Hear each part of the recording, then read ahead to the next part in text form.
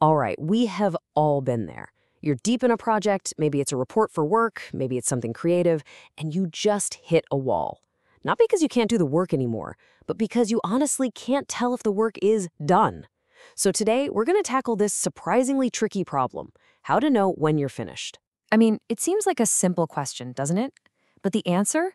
It's anything but. Are you done when you've just checked all the boxes? Or when it just kind of feels good enough? Or do you get stuck in that loop of polishing it and tweaking it and polishing it again, forever? Getting this wrong is a big deal. It can mean you launch something way too early, or you get completely paralyzed by perfectionism. Now, this is a universal problem, for sure, but in the world of software development, they can't afford to just go with a gut feeling. We're talking about a world where one little bug in a new app can cost millions, right? So they've had to get serious about it. They've built a formal process to answer this question with real precision, and it turns out we can learn a ton from their playbook. Their whole approach really boils down to two totally separate phases. You can think of it like this. First, there's a pre-launch checklist. This is where you ask, are we actually ready to go live?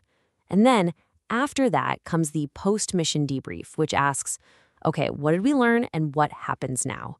These are not the same thing, and trust me, knowing the difference is the absolute key to finishing well. So let's dive into that first part, the pre-launch checklist. This isn't about just tidying up a few things. No, this is the final make or break, go or no-go decision point before you finally release your work out into the world. The official term for this in the biz is evaluating exit criteria. And the idea behind it is actually pretty simple.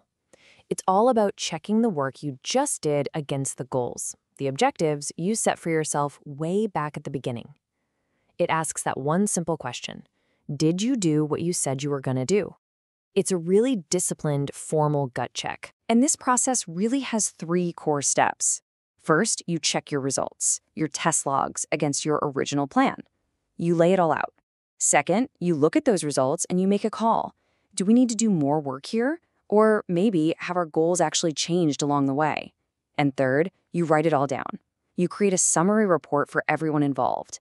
It's a super clear, accountable way to decide if you're truly ready to hit launch. Okay, but let's say you've done that. You've launched, you're still not done. Now it's time for that second concept, the post-mission debrief.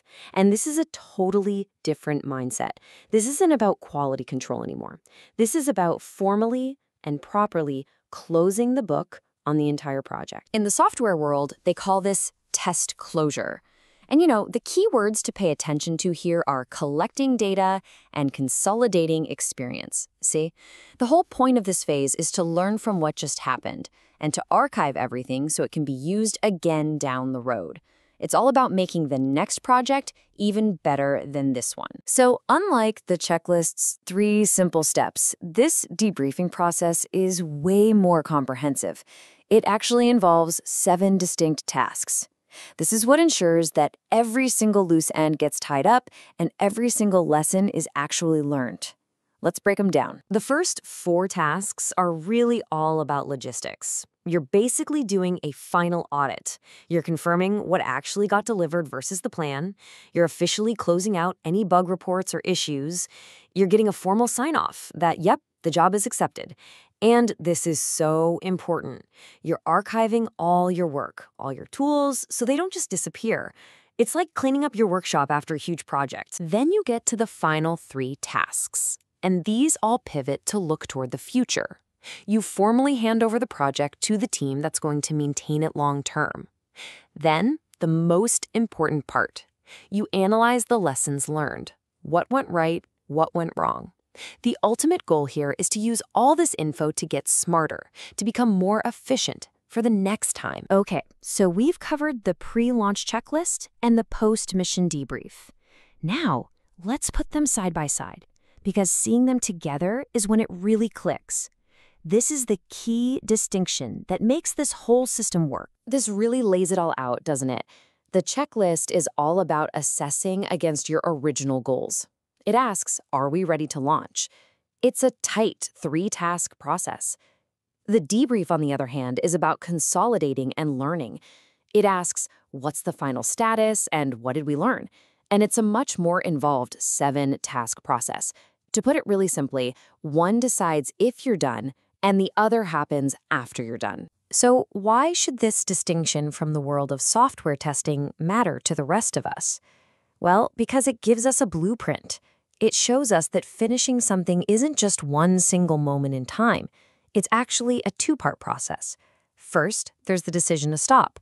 And then there's the reflection on what happened.